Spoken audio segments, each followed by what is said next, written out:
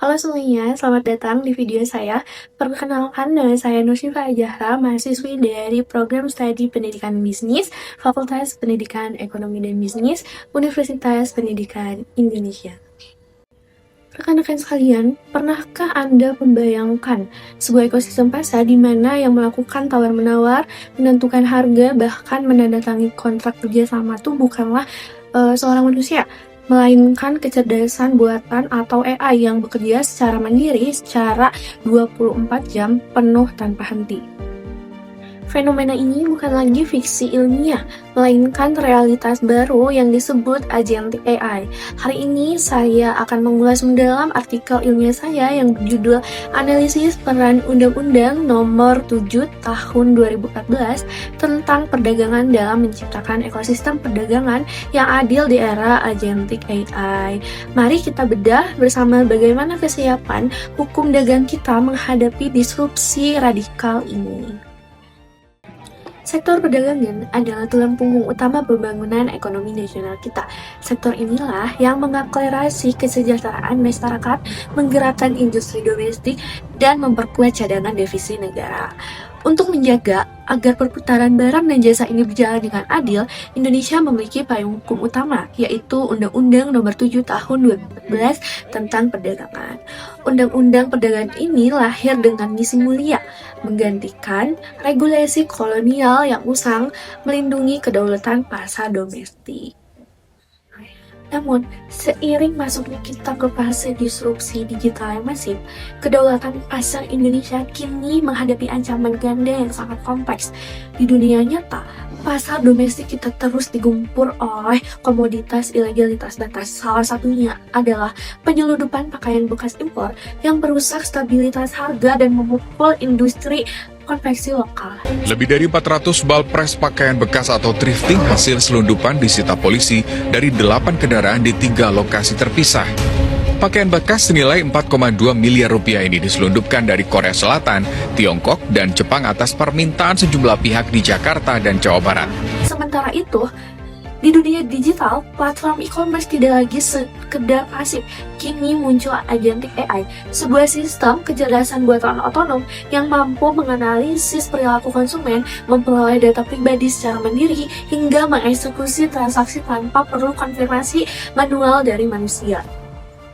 Jika tidak diregulasi dengan ketat, teknologi ini berpotensi memicu asimetri informasi yang parah, kebocoran data, dan praktik persaingan usaha tidak sehat yang bisa mematikan usaha mikro, kecil, dan menengah, atau bisa juga disebut dengan UMKM. Untuk membedah fenomena ini, artikel saya bersadarkan pada 3 teori utama, yaitu yang pertama, teori keadilan distributif dalam hukum ekonomi. Teori ini menegaskan bahwa negara wajib mengintervensi pasar untuk melindungi pihak yang ekonominya lebih rentan, yaitu pelaku UMKM, agar distribusi kesejahteraan dapat merata. Yang kedua, teori etika bisnis dan persaingan sehat, yang memandang bahwa perdagangan ilegal seperti pakaian bekas, selundupan, bukan sekadar pelanggan administratif, melainkan pengkhianatan terhadap moralitas pasar yang merugikan pengusaha jujur. Dan yang ketiga adalah teori kepastian hukum dan pertanggungjawaban di era AI untuk mempertegas batasan tanggung jawab hukum sistem otonom. Penelitian dalam artikel ini didesain menggunakan metode penelitian hukum normatif atau doctrinal research. Pendekatan yang saya gunakan adalah pendekatan undang-undang dengan membedah isi undang-undang perdagangan dan undang-undang cipta kerja, serta pendekatan konseptual untuk menganalisis pembatasan otonom dari AI.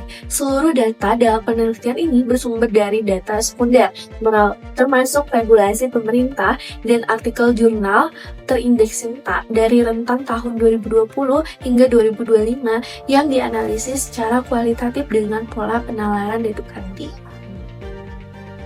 Rekan-rekan sekalian, jika kita melihat pemetaan literatur dari tahun 2020 sampai 2025 yang saya sajikan dalam tabel 1, terdapat benang merah yang sangat jelas.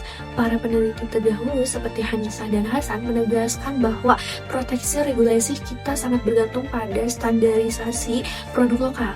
Di sisi lain, peneliti seperti Yustini dan Putra menyoroti adanya anomali penegakan hukum di mana barang impor yang jelas-jelas dilarang ternyata ternyata masih bisa diperjualbelikan secara bebas di pasar retail fisik kita. Ditambah lagi, pasca berlakunya Undang-Undang Nomor 6 ke 2023 tentang Cipta Kerja atau Omnibus Law, sistem perizinan berusaha diubah menjadi risk-based offers melalui Online Single Submission atau OSS. Sistem ini memang sangat bagus untuk mempercepat efisiensi investasi. Namun, riset dari Hidayat mengingatkan kita bahwa sistem yang serba cepat ini melahirkan celah pengawasan yang besar jika tidak diimbangi dengan mekanisme audit pasca perizinan yang ketat oleh instansi terkait. Sekarang, mari kita masuk ke inti pembahasan yang paling krusial. Bagaimana nasib akuntabilitas hukum ketika agentic AI diimplementasikan dalam perdagangan melalui sistem elektronik atau PNS ini. Oke teman-teman, silahkan perhatikan diagram pada gambar 1 di layar. Di satu sisi, agentic AI membawa peluang besar sebagai smart machine agent yang bisa otomatis menyaring, menyensor, dan menurunkan atau take down produk-produk ilegal yang melanggar ketentuan SNI dalam hitungan detik. Namun di sisi lain juga, otonomisasi penuh ini menyimpan resiko sistematik tersembunyi seperti collusion atau kolusi algoritma, di mana AI milik raksasa digital secara otomatis saling mencocokkan harga di pasar digital untuk melakukan predatory pricing demi mendepak vendor lokal kecil. Pertanyaannya, jika AI melakukan pelanggaran tersebut tanpa instruksi manusia, siapa yang dihukum? Di dalam hukum positif Indonesia, agentic AI tidak bisa diakui sebagai subjek hukum mandiri atau personifikasi hukum. Kita mengacu pada asas hukum universal yang sangat fundamental, yaitu qui facit per alium facit per si, yaitu yang berarti siapa bertindak melalui agen lain, maka dia dianggap bertindak atas namanya sendiri. Konsekuensinya, segala bentuk tanggung jawab hukum, baik pertanggungjawaban mutlak atau strict liability, tetap melekat seutuhnya pada korporasi atau pelaku usaha platform digital yang menggelar sistem tersebut. Platform tidak boleh menjadikan error algoritma otonom sebagai alasan untuk cuci tangan dari tuntutan hukum perlindungan konsumen. Baik, sebagai kesimpulan, artikel ini menegaskan bahwa demi mewujudkan ekosistem perdagangan yang adil di era kecerdasan buatan, penyelarasan kebijakan antara efisiensi investasi pasca Omnibus Law dan proteksi pasar domestik adalah harga mati yang tidak bisa ditawar.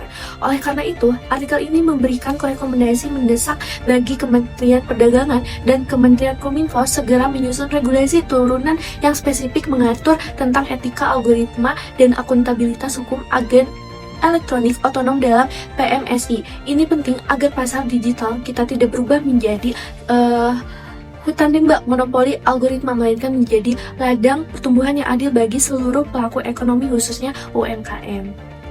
Akhir kata, saya ingin menyampaikan rasa hormat terima kasih yang sebesar-besarnya kepada Bapak dosen pengajar yang telah memberikan bimbingan, arahan, dan ilmu yang sangat berharga selama menyusun naskah ini. Terima kasih juga saya sampaikan kepada Fakultas Pendidikan Ekonomi dan Bisnis UPI serta seluruh rekan mahasiswa pendidikan bisnis atas ruang diskusi akademis yang luar biasa. Terima kasih telah menonton video ulasan ini. Semoga bermanfaat. Sampai jumpa dan salam akademis.